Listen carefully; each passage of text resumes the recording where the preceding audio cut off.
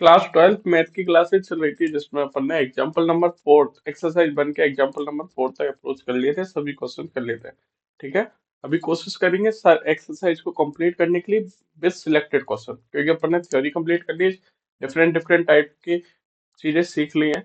तो अपन selected question उठाएंगे अब और आगे खत्म करने की दिशा में बढ़ेंगे एक्सरसाइज। ठीक है।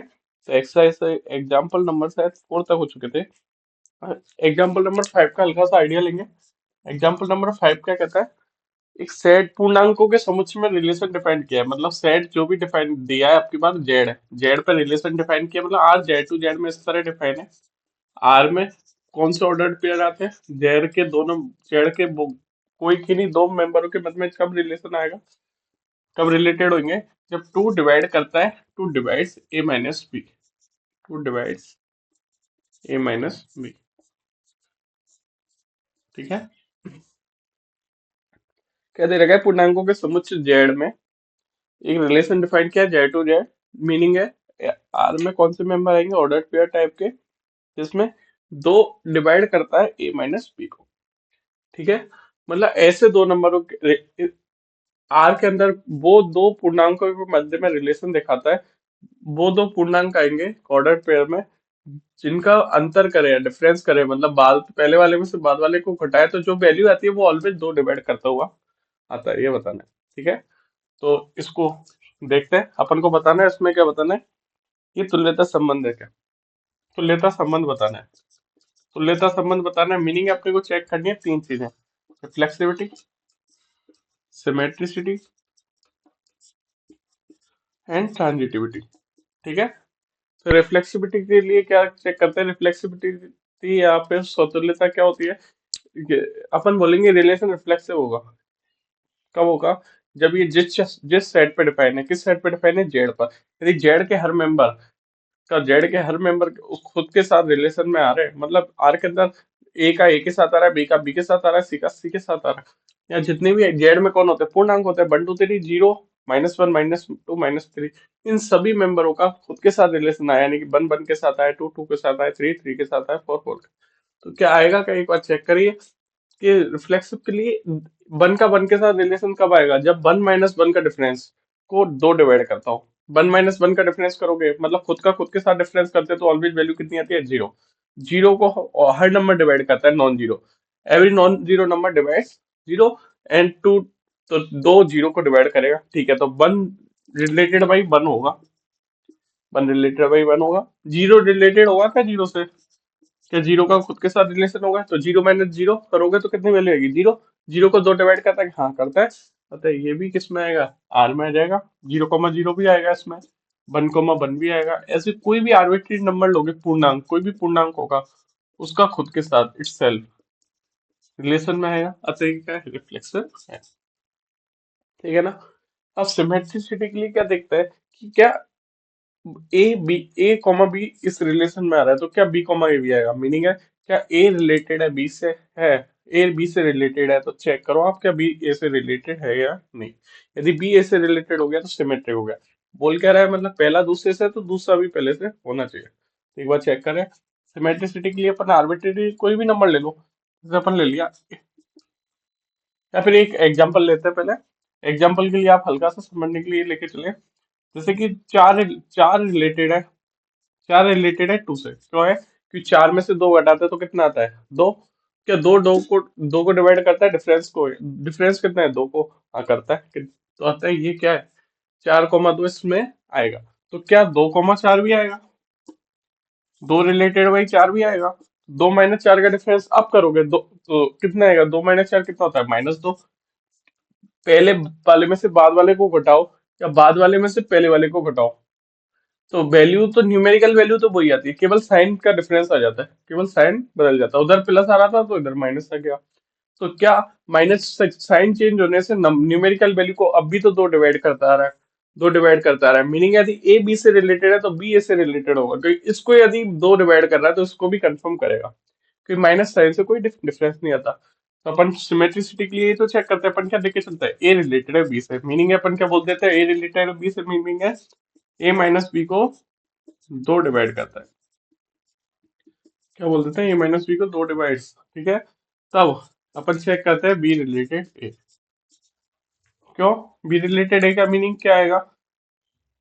एज, क्योंकि, एज का मतलब क्योंकि बी रिलेटेड ए से हो रहा है, मीनिंग है बी माइनस ए को क्या दो डिवाइड करेगा, करेगा। फिर बी माइनस ए का मतलब कौन होता है, इसमें से माइनस कॉमन ले लो, ए माइनस बी, और इसको दो डिवाइड करता ही है। अभी अपन ने देखा था ए माइनस बी को दो डिवाइड कर रहा है, तो बी माइनस ए, या फिर इसको बोल लो minus of the A minus B को भी दो डिवाइड करता है।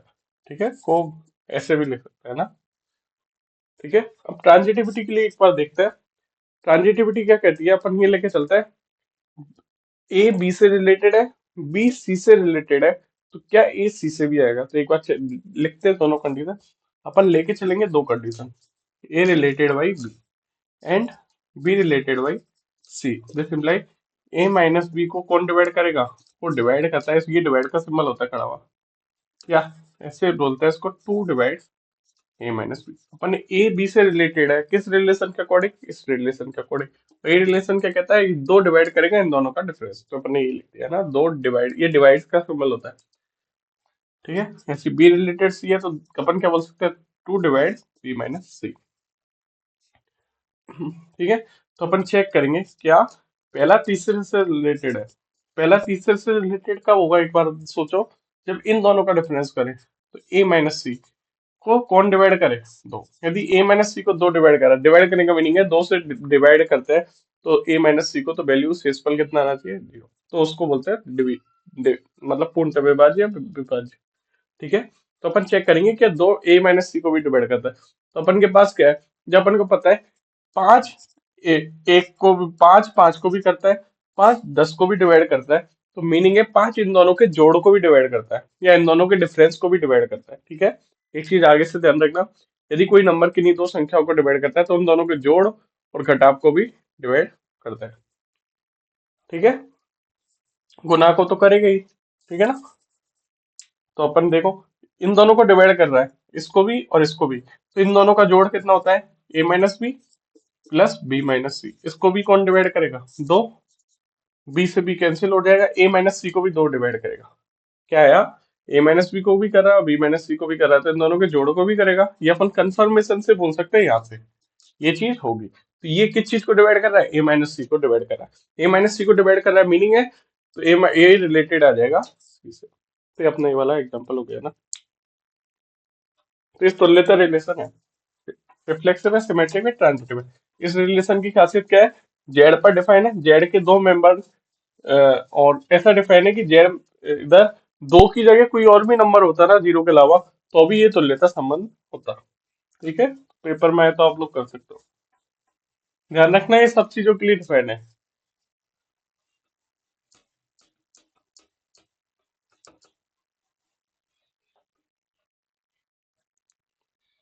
एग्जाम्पल नंबर 6 क्या कह रहा है,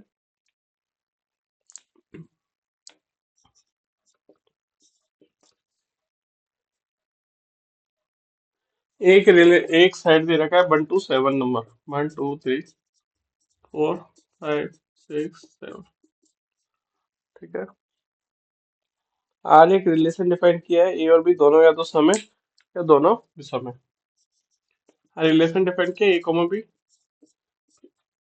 ए में ए कॉमा बी दोनों सम है या विषम।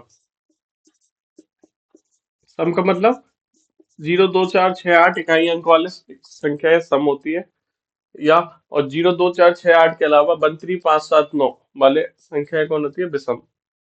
या तो वो 1 3 5 7 9 विषम होता है, या फिर वो संख्या जिनका इकाई का अंक क्या होता है 1 3 5 7 9 वो विषम होते हैं, जिनका अंक इकाई अंक 0 2 4 6 8 होता है वो होती है सम। तो इनमें से सम वालों पे मैं गोला लगा देता हूँ, दो सम है, चार सम है, छह सम है, बाकी ये चारों क्या है, विषम। ठीक है, तो अपन को चेक करके बताना है ये तुल्यता संबंध है या नहीं है। तो तुल्यता संबंध के लिए क्या चेक करते हैं, तुल्यता संबंध के लिए अपन क्या चलेंगे, सिमेट्रिसिटी, रिफ्लेक्सिविटी मतलब, और ट्रांजिटिविटी। रिफ्लेक्सिविटी क्या, रिफ्लेक्सिविटी के लिए क्या चेक करना होता है, स्वतुल्यता के लिए हर सेट का हर मेंबर खुद के साथ रिलेशन में आना चाहिए, डेफिनेशन के अकॉर्डिंग जो दे रखा है। तो क्या वन के साथ रिलेशन, आर किस पे डिपेंड है, ए सेट पे, मतलब ये भी ए सेट से, ये भी ए सेट है ना। तो अपन क्या करेंगे, क्या हर मेंबर खुद के साथ रिलेशन में आएगा इस डेफिनेशन के अकॉर्डिंग। मतलब वन वन के साथ आ रहा है, टू टू के साथ आ रहा है, थ्री थ्री के साथ आ रहा है, या फोर फोर का, क्या वन वन के साथ रिलेशन में आ जाएगा, वन कॉमा वन। तो वन और वन दोनों क्या होते हैं, विषम। ये क्या कहना चाह रहा है, आर में वही मेंबर आते हैं जिनमें दोनों या तो सम होंगे या दोनों क्या होंगे, विषम होंगे। ठीक है, तो वन कॉमा वन आ जाएगा क्या, हाँ वन को वन और वन दोनों को क्या होता है, विषम। अतः वन कॉमा वन इसमें आ जाएगा। टू कॉमा टू आ जाएगा, हाँ आ जाएगा। टू कॉमा टू में क्या होता है, दोनों क्या होता है, सम। थ्री कॉमा थ्री आ जाएगा, फोर कॉमा फोर आ जाएगा। ऐसे फाइव कॉमा फाइव, तो ये फ्लेक्सिव है। ये फ्लेक्सिव है मीनिंग है सेट के हर मेंबर का खुद के साथ रिलेशन में आ रहा है। ठीक है, उसके बाद रिफ्लेक्सिव के बाद सिमेट्रिसिटी चेक कर ले। सिमेट्रिसिटी के लिए क्या चेक करते हैं कि इफ ए रिलेटेड है बी, देन चेक करो बी रिलेटेड है बाई ए आएगा क्या। तो ए रिलेटेड है बी से, मीनिंग है ए बी से रिलेशन में कब आएगा, जब ए और बी दोनों क्या हो, सम हो या विषम। तो ए और बी क्या होंगे, दोनों सम है या विषम, एक बार चेक करो आप।